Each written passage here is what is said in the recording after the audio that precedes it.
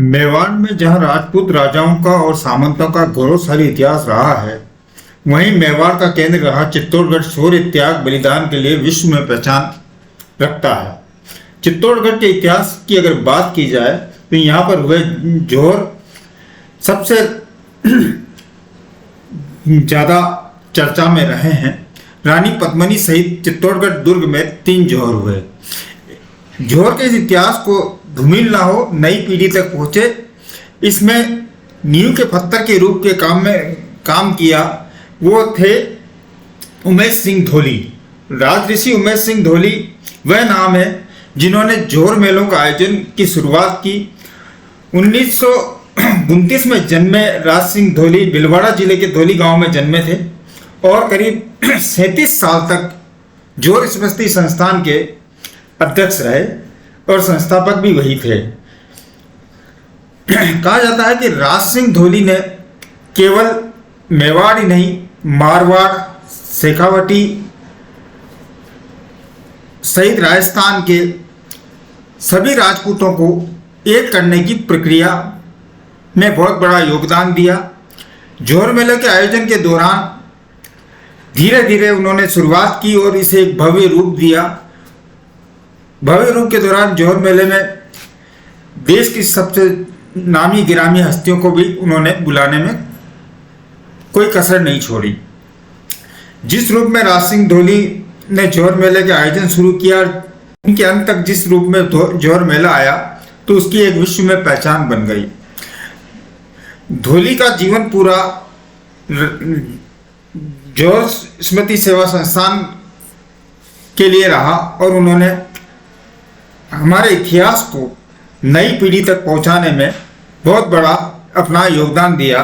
आज उन्हीं की पुण्यतिथि है, उस पर हम बात करते हैं कान सिंह सुहावा से, जो राजस्थानी भाषा संघर्ष समिति के जिला अध्यक्ष भी हैं, राजपूत समाज के बड़े नेता भी हैं। कान सिंह का कहना है कि जोहर के इतिहास को नई पीढ़ी तक पहुंचाने का काम उमेश सिंह धोली का रहा है और उमेश सिंह धोली वह नाम है जिसे भुलाया नहीं जा सकता।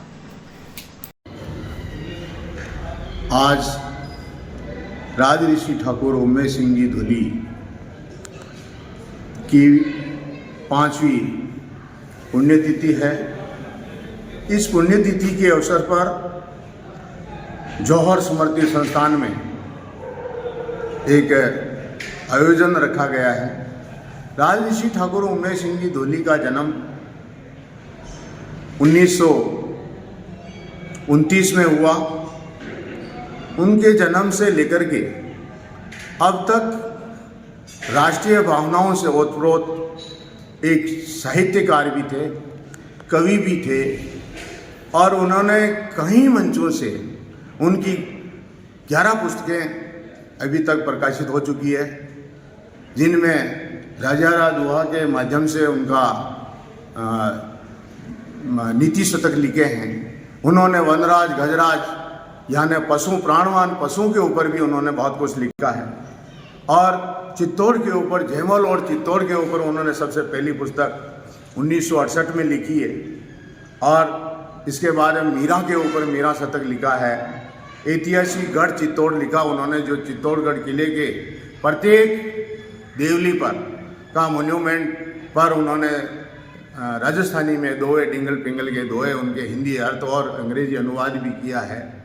इसी तरह से उन्होंने महाराणा प्रताप और हल्दी घाटी पर भी लिखा है और उन्होंने उमर आखरिया ने नीति शतक दुआ है, जो श्रमजीवी कॉलेज में सेकेंड ईयर का कोर्स में लगी हुई है ये किताब उद्योग। इसी तरह से जयमल जस जोत और वंदना कुलदेवी नागण्य माता पर भी लिखी उन्होंने और रजपूतन माँ, जो महाभारत में जो प्रणवीर था, उस कृष्ण भगवान के ऊपर भी उन्होंने बहुत अच्छी एक पुस्तक लिखी है। और एक उनके पिता में जो जयमल जी के पुत्र शार्दुल जी थे और शार्दुल जी के ऊपर शार्दुल शतक लिखा उन्होंने और उसके बाद में उनके देहांत के बाद में उन्हीं की एक पुस्तक बीजोगण शतक भी, जो 2021 में उसके संपादित हुई, प्रकाशित हुई है।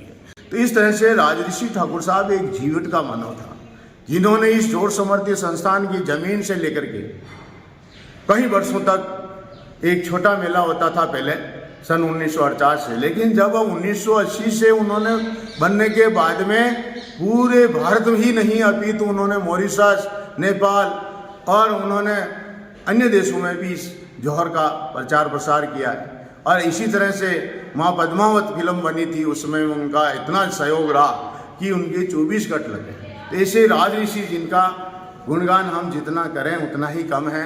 मैं आज इस अवसर पर इस संस्थान के माध्यम से मैं कोटि कोटि नमन करता हूँ, हार्दिक श्रद्धा सुमन अर्पित करता हूँ।